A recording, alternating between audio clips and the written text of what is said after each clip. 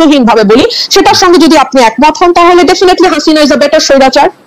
আচ্ছা, আমি খুব মনোযোগ দিয়ে প্রধানমন্ত্রীর সংবাদ সম্মেলন দেখি, তার একটা বড় কারণ হচ্ছে বিনোদন। আমাদের বিনোদনের অভাব আছে এবং আমি এই সংবাদ সম্মেলন থেকে যথেষ্ট পরিমাণ বিনোদিত হই।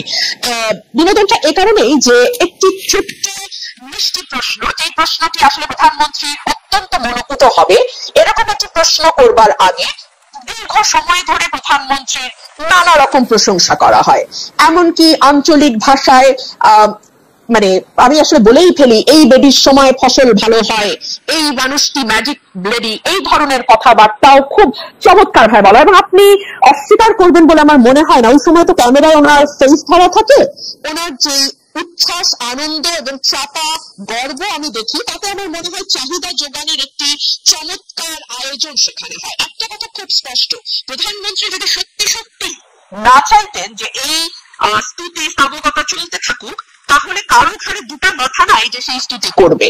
উনি ভালোবাসেন বলেই এই স্তুতিগুলো হয়। এবং প্রশ্নগুলো আপনি লক্ষ্য করবেন, ধরুন যখন আমাদের একজন শীর্ষস্থানীয় পুলিশ কর্মকর্তার দুর্নীতি নিয়ে পাতার পর পাতা রিপোর্ট প্রকাশ, আইনজীবীদের মানে বিষয় আমলে নিয়ে দুদক তদন্তেও নামলো, প্রধানমন্ত্রীকে নিয়ে তো এই প্রশ্ন করাই যেত। কেন করা যেত আপনি প্রশ্ন করতে পারেন, যেটা তো আসলে প্রধানমন্ত্রীর দায়িত্ব না, এটা দুদকের দায়িত্ব, পুলিশ আইন শৃঙ্খলা রক্ষাকারী বাহিনীর দায়িত্ব, উনি কেন এটার মধ্যে কথা বলবেন এই কারণে যে বাংলাদেশের প্রধানমন্ত্রী যেহেতু মশা মারার কৃতিত্ব থেকে শুরু করে মানুষ হত্যার বিচার পর্যন্ত আপনি এত চমৎকার বলেন, আসলে শুনতে ইচ্ছা করে, কিন্তু একটা প্রশ্ন না করে পারছি না। আপনার কাছে কি মনে হয় যে আপনি উচ্চ পর্যায়ের পুলিশ কর্মকর্তা যাকে বলছেন তিনি আসলে অবসরপ্রাপ্ত কর্মকর্তা এবং তার কেস যে দুদকে নেওয়া হয়েছে সেটা প্রধানমন্ত্রী জানার বা এপ্রুভালের বাইরে, এইটা আপনি মনে করতেছেন? না, তার জানার বা অ্যাপ্রুভালের বাইরে না, কিন্তু তিনি জেনেছেন এবং অ্যাপ্রুভ করতে বাধ্য হয়েছেন। কারণ এইটুকু আইওয়াশ কোনো চোখের পর্দা, কিছুটা হচ্ছে পর্দা। তবে উনি মানে পুলিশ কর্মকর্তার কথা বলছি, উনি কতটা খোলা হাতে বের হতে পারবেন সেটা একটা প্রশ্ন। ধরুন বেসিক ব্যাংকের বাচ্চু শেখ আব্দুল হাই বাচ্চু, না নামের আগে শেখ ছিল না, আমি জানতাম না, ফরাসুদ্দিন সাহেব যেহেতু দুদিন আগে সেটা খোলাসা করেছেন, সেটা অবশ্য আপনাদের রিপোর্টারদের একটা ফোরামেই তিনি খোলাসা করেছেন, সেখানে তিনি স্পষ্ট করেছেন নামের আগে শেখ ছিল না, এখন শেখ যুক্ত হয়েছে। আচ্ছা, আব্দুল হাই বাচ্চুকে নিয়ে কিংবা আচ্ছা কোনো ব্যক্তি বাদ দেন, বাংলাদেশের মন্দরিনের পরিমাণ 4.5 লক্ষ কোটি টাকার উপরে, এটা আমরা বলছি না, অর্থনীতিবিদরা বলছেন। এই মন্দরিন কাদের কারণে হয়েছে, তাদের সুবিধা দিতে হয়েছে, আমরা বাংলাদেশে যারা আছি সবাই জানি। আচ্ছা, ধরুন একজন ঋণ খেলাপি, তিনি মাত্র 2% ডাউন পেমেন্ট দিয়ে তার ঋণটি রেগুলার করে ফেলতে পারবেন। অথবা ধরুন একজন ব্যাংকের পরিচালক যার আগে মেয়াদ ছিল 3 বছর, সেটা এখন বাড়িয়ে 9 বছর ছিল, প্রথমে পার্লামেন্ট এসেছিল 9 বছরের দাবি নিয়ে, সেটা আবার অটো কেউ দাবি না করতে 12 বছর করে ফেলা হয়েছে। এইগুলো নিয়ে কি ওনাকে প্রশ্ন করা যায়?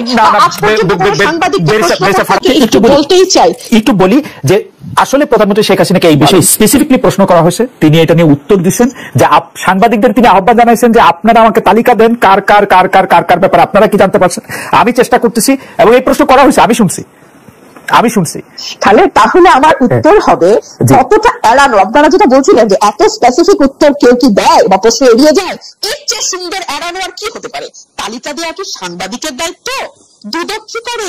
এসবি, ডিবি, এনএসআই, ডিজিএফআই, তারপরে আপনার কি বলে, সরি এনএসআই, ডিজিএফআই তো দায়িত্ব না, বাংলাদেশ ফাইন্যান্সিয়াল ইন্টেলিজেন্স ইউনিট তারা কি করে, বাংলাদেশ ব্যাংক কি করে, এটা দেখার দায়িত্ব কি সাংবাদিকের?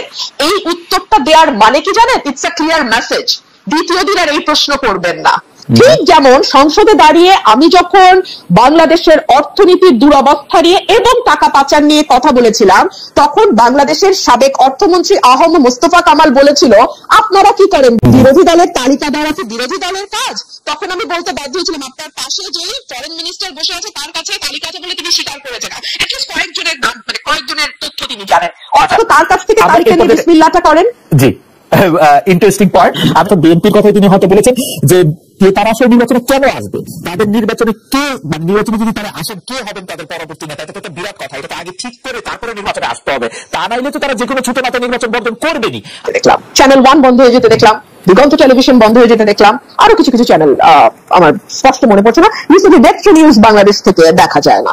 দেখুন কোন তথ্যটি সঠিক, কোন তথ্যটি ভুল, কোন তথ্যটি বিভ্রান্তিকর, কোন তথ্যটি সঠিক, এটা আসলে আপনি আইন করে বা মিডিয়া বন্ধ করে কখনো করা যায় বলে মনে হয় না। সম্ভবত এটি করবার সবচেয়ে ভালো উপায় হচ্ছে মানে ভুয়া তথ্য বা যেটাকে বলা হয় ফেক নিউজ, সেটা নিয়ে এখন খুব আলোচনা হয় সরকারের মধ্যে, প্রায় শুনি এই কথাটি, ভুয়া তথ্য গুজব ছড়ানো ইত্যাদি ইত্যাদি। এইটার এখান থেকে বেঁচে যাওয়ার বা এখান থেকে বেরিয়ে আসার সবচেয়ে আমি বলবো যে গ্রহণযোগ্য মাধ্যম হচ্ছে স্বাধীন করে দিন। আপনি তাকে লিখতে দিন, তাকে তথ্য প্রকাশ করতে দিন।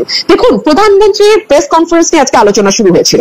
একটা ভেরি কমফর্ট জোনে বসে যেই মানুষগুলো আপনার সামনে হাসি হাসি মুখ করে বসে, প্রথম সারি, দ্বিতীয় সারি, তৃতীয় সারি, এর পরের সারি, প্রতিটি মুখের মধ্যেই তার বক্তব্য লেখা আছে। সেই লেখাটা আমি যেমন পড়তে পারি, প্রধানমন্ত্রীও পড়তে পারেন। সুতরাং তিনি ভেরি কমফর্ট জোনে থেকে শুরু করেন তার যাত্রা। আচ্ছা, ধরুন অর্থনীতি নিয়ে তো আলাপ হচ্ছিল, ফার্মার্স ব্যাংক আর বেসিক ব্যাংক, তাই না? এই ফার্মার্স ব্যাংক নিয়ে আমি কি বলছি সেটা তো একটা বিরোধী দলের কর্মী, অনেক কথাই বলি, বাদ দেন। আমাদের সাবেক অর্থমন্ত্রী আবুল মাল আব্দুল মুহিত বলেছিলেন আজকে একটা ব্যাংকেই গিলে ফেলা হয়েছে এবং এই ব্যাংকটা করাই হয়েছে লুটপাটের উদ্দেশ্যে, এই ফার্মার্স ব্যাংক। মহিউদ্দিন খান আলমগীর ঠিকই একটা চুলো ধরা পড়েনি। তো সাংবাদিক প্রধানমন্ত্রীকে প্রশ্ন করা তো দূরেই থাক, কোন রকম কোনো আলোচনা আশপাশ দিয়ে কথা না, কিচ্ছু হয়নি তো। কিংবা ধরুন অনেক রকম উন্নয়নের যে এত বয়ান, হ্যাঁ, এত মানে রোল মডেল হয়েছি আমরা, আমাদের ঘর থেকে বেরোলেই এখন শুধু উন্নয়ন আর উন্নয়ন, এত কথা বলা হয় উন্নয়ন নিয়ে, মাথা পিছু আয় নিয়ে গর্ব করা হয় ইত্যাদি ইত্যাদি। প্রধানমন্ত্রীকে কি একবারও প্রশ্ন করা হয়েছে?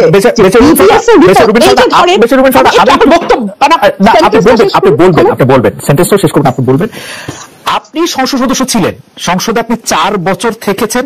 আমি দায়িত্ব নিয়ে বলছি, আমি জেনে বলছি, আপনার বক্তব্য প্রধানমন্ত্রী শেখ হাসিনা উপভোগ করেছেন। আপনি তাকে তীক্ষ্ণ ভাষায় সমালোচনা করেছেন, প্রশ্ন করেছেন। আপনাকে যেন যথেষ্ট পরিমাণে সময় দেওয়া হয় সেই জন্য তিনি চিফ হুইপদের নিশ্চিত করেছেন যে আপনি যাতে যথেষ্ট পরিমাণে সময় পান, এই মেসেজ যেন স্পিকার তিনি হচ্ছেন যে মানে ব্যাপারটা কিন্তু আপনার কথাও যে তিনি খুব মানে আপনি যেভাবে বলছিলেন যে খুব মুগ্ধ হয়ে খুব একটা ফেভারেবল পজিশনে বসে, ব্যাপারটা কিন্তু এরকম না। এবং আপনি যেই কথাগুলি বলছিলেন আমি শুধু মন্তব্য করে রাখি, সেই প্রশ্ন করা হয়েছে ফার্মার্স ব্যাংক নিয়ে, তাকে প্রশ্ন করা হয়েছে মহিউদ্দিন খান আলমগীরকে নিয়ে প্রশ্ন করা হয়েছে, এই প্রশ্নগুলি তাকে করা হয়েছে আসলে। তাহলে আপনি যদি আমার বাক্যটি শেষ করতে দেন তাহলে যে সুবিধাটা না মনে থাকে। আমি ভুলে গেছি, দীর্ঘ আলাপ করেছেন তো আমি আমার কি বাক্য বলতে গেছি ভুলে গেছি। আপনি এই মুশকিলটা হয় যদি বাক্যটুকু শেষ করতে পারলে তখন একটু সুবিধা হয়। আচ্ছা, আমি ছোট বাক্য ব্যবহার করলে সুবিধা হয়, বড় বাক্যের বয়ান, হ্যাঁ উন্নয়নের বয়ান, জি উন্নয়নের বয়ান বলেন, আমার বাক্য একটু লম্বা বাক্য, হ্যাঁ ছোট করে বললে আমার একটু ইন্টারেক্ট করতে সুবিধা হয়, মানে বুঝতেই পারেন, কারণ আমি আসলে বেতনই পাই এর জন্য। আমার কথাতে ইন্টারেক্ট করতে খুব ভালো লাগে, কারণ হতে পারে যে এটাও হইতে পারে, মানে এটা টেকনিক্যাল একটা ফল্ট আমাদের আছে। খুব ভালো শুনতে পাচ্ছি। ওকে, প্লিজ কন্টিনিউ, প্লিজ কন্টিনিউ। ওনাকে আপনি কোনো প্রশ্ন করেননি, পরের দফায় 2 দফা কোনো কোশ্চেন করেননি, প্লিজ এটা আবার দেখেন আবার একটু আপনি। ঠিক আছে, উন্নয়নের দীর্ঘ বয়ান আছে এবং তার যে বক্তব্য তিনি দিয়েছেন সেখানে তিনি এক জায়গায় দাবি করেছিলেন মাতৃমৃত্যু, শিশু মৃত্যু এবং গড় আয়ু 3টি বেড়েছে। বিবিএস এর রিপোর্ট বলছে এই 3টি আপনি যদি 2021 সাল থেকে শুরু করেন ক্রমাগত মাতৃমৃত্যু বলেন, শিশু মৃত্যু বলেন এবং গড় আয়ু কমে আসা বলেন, আমাদের সূচকগুলো খারাপ অবস্থায়। এগুলো নিয়ে তাকে কোনো প্রশ্ন করা হবে না। কিংবা ধরুন আমাদের যে গিনি সহ বৈষম্য বাড়ছে, এই বিষয়গুলো নিয়েও কখনো তার দৃষ্টি আকর্ষণ করা হয় না। সংসদ গঠন হবে কেন? শেখ হাসিনার উপর আক্রমণটা রিপিটেড 15 আগস্টের পর 21 আগস্টের পরে কোটালীপাড়া পর অনেকগুলো আর কি। যাই হোক, আমি যে প্রশ্নটি করতে চাইছিলাম সেই প্রশ্ন বিলিয়নিয়ার উৎপাদন করে এবং এতই উন্নত জাতি, কারণ $50 বিলিয়ন একটা খাত থেকে এক্সপোর্টও করে বেরসা ফারানা, $50 বিলিয়ন একটা খাত থেকে এক্সপোর্ট করে। নো ডাউট $50 বিলিয়ন একটা খাত থেকে এক্সপোর্ট যে দেশে হয় সেই দেশে বিলিয়নের আরো কয়েকজন থাকার কথা, হ্যাঁ, সেটা বানাতে গিয়ে আমাদের বৈষম্য যখন 9 গিয়ে থাকে, তীব্র বৈষম্য হয়, সেই জায়গাগুলোতে যদি ফোকাস করতেন এবং একটা সুষম উন্নয়ন